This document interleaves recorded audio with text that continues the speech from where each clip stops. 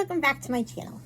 So I'm going to do sort of a discussion video. My Braille note comes back tomorrow, and then we will be back to regularly scheduled programming.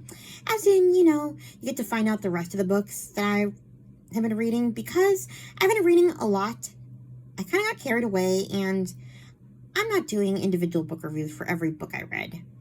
Although I might do groupings of authors, like different videos for different authors, because I read a bunch of Debbie Maycomer, a couple of Robin Carr, just different authors. Bunch of Karen Kingsbury too. Anyway, off the subject. The point of this video is I wanted to talk about kind of my journey through Christian fiction and why I think you should read it, regardless of the fact whether you're a Christian or not. First of all, let me start by saying I'm not preaching at you. This is not me trying to convert anyone. That's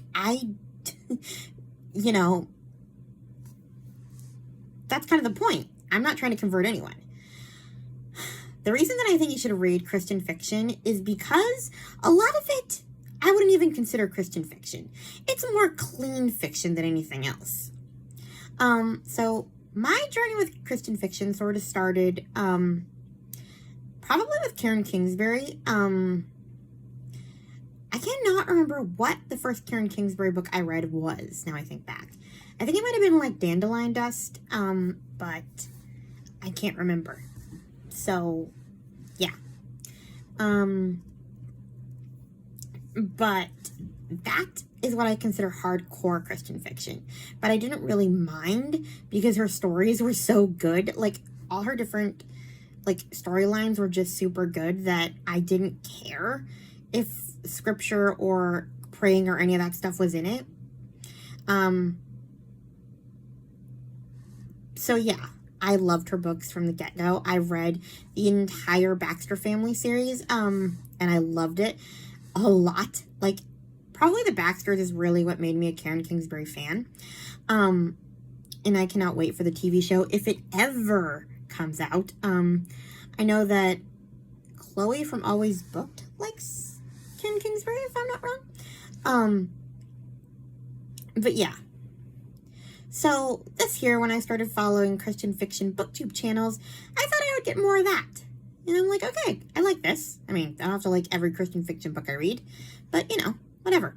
So I started kind of reading some of the books that Katie from Paperbacks and Ponytails and Book Lover Amanda and just all the other Christian fiction booktubers that I follow. And honestly, a lot of them were not hardcore Christian fictions, at least the ones that I picked up.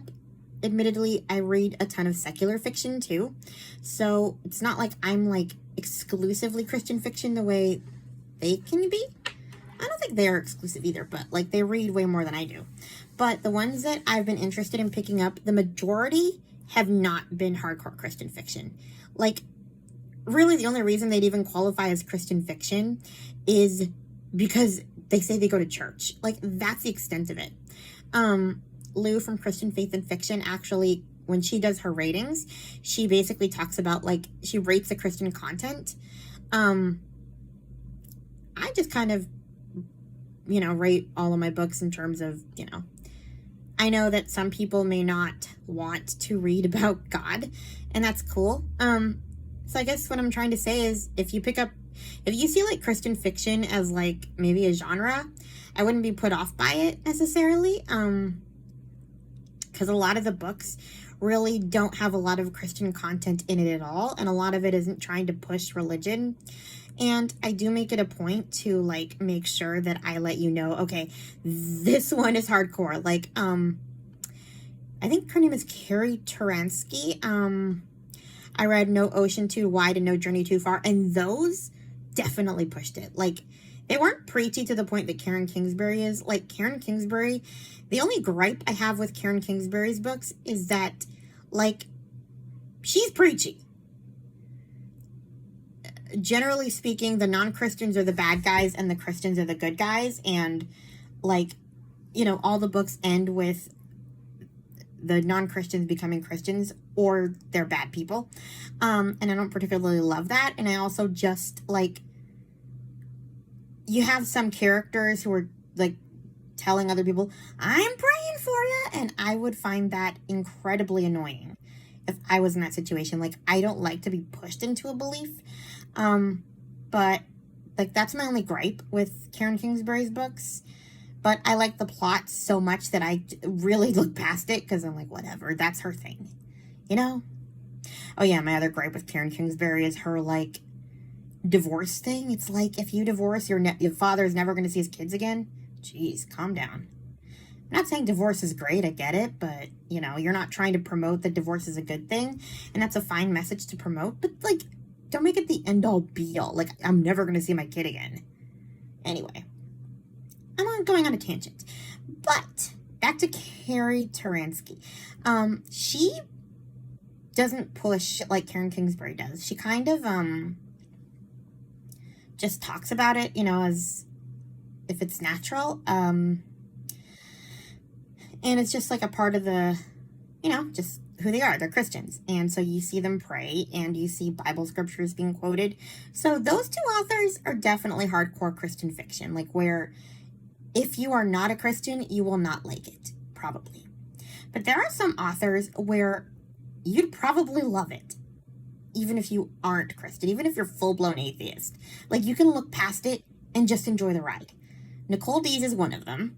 There's a little Christian fiction, more so in some than others, but like the majority is, okay, they go to church, from the ones I've read so far. Nicole Dees.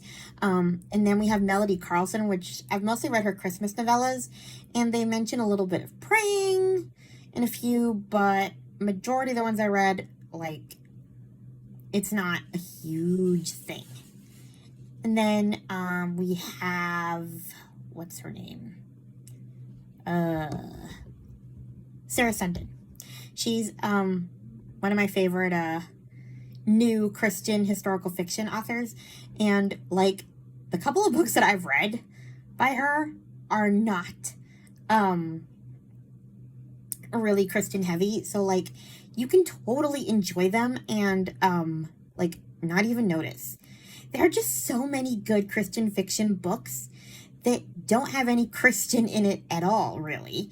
It's just clean. You're not going to find any scenes, like, you know, in the romance. Like, that's really the only thing. Who else is another author? Gabrielle Meyer does go into it a little bit, but again, like, I think, honestly, like, you can read When the Day Comes and In This Moment and just be so sucked into the plot that if you want to ignore the God stuff, you can totally ignore the God stuff. But the plot is so good, like the time travel, the whole thing, that I think atheists would be totally missing out if they ignored these just because they said Christian fiction. I mean, you can read and take what you want out of any books. I didn't even... C.S. Lewis, let's go with that one. I didn't even know or, like, grasp that C.S. Lewis's, like, Narnia books were a Christian allegory for, like, decades. Like, people read those and take what they want and just, he's a talking lion, cool, let's go with that. You don't have to take Christian into it if you don't want to. Like, you can read and enjoy the same books and just take what you want from literature, is what I'm trying to say. And so I think that people are really missing out by not reading some of these authors, just because they're in the Christian genre or, like, they're from Christian publishing companies. There's another one, Codename Edelweiss. Stephanie Lansom, I think the author's name is. I love that book so much, and it's Christian fiction, but there's, like, really the only, like, mention of Christianity is, like, Christian versus Jews, like, you know, the protagonists are Christian and they're trying to protect Jews. So, like, you know, they're Christians, but there's not that much of the, like, pushing God on you. So, like, I don't know. I just think, like, people who read purely secular fiction and completely avoid Christian fiction are totally missing great books because they don't want to hear about God. And a lot of these books, you don't even hear about God. You just don't get, well, sex scenes. When the romance. But, like, yeah. So I guess what I'm saying is, like, kind of look up, for my, like, secular subscribers, look up Christian fiction authors and kind of I don't know, go with like the historical fiction authors I talked about and kind of get into those, because they're so good and there isn't a whole lot of Christian fiction. And if you want more, I guess, heavy-duty Christian fiction, you know, you don't mind it, that's cool too. But you're totally missing out if you don't read some of these books, because you just, you know, you see like Christian in the genre. Like, truly, I've read so many of these, and really all Christian fiction means is it's clean. So yeah, I kind of wanted to talk about that today, just because it's kind of something I discovered this year in my reading. And yeah, I plan to read more of them. I have a bunch on my TBR that I haven't gotten to yet. Speaking of which, I'm actually reading A Royal Christmas by Melody Carlson now. I heard about it from several people. Kelly from Kelly Reads a Lot recently just talked about it. She finally convinced me to read it, even after others have reviewed it. It didn't sound like something I would like, but I was wrong. You were right. Everybody was right. This book is amazing. I was wrong, and now I'm going to end this video because I want to get back to it. So please like, comment, and subscribe, and I'll talk to you guys in my next video when I have my brown note back and we can hear all about my books. See ya. Speech on. Stop recording video.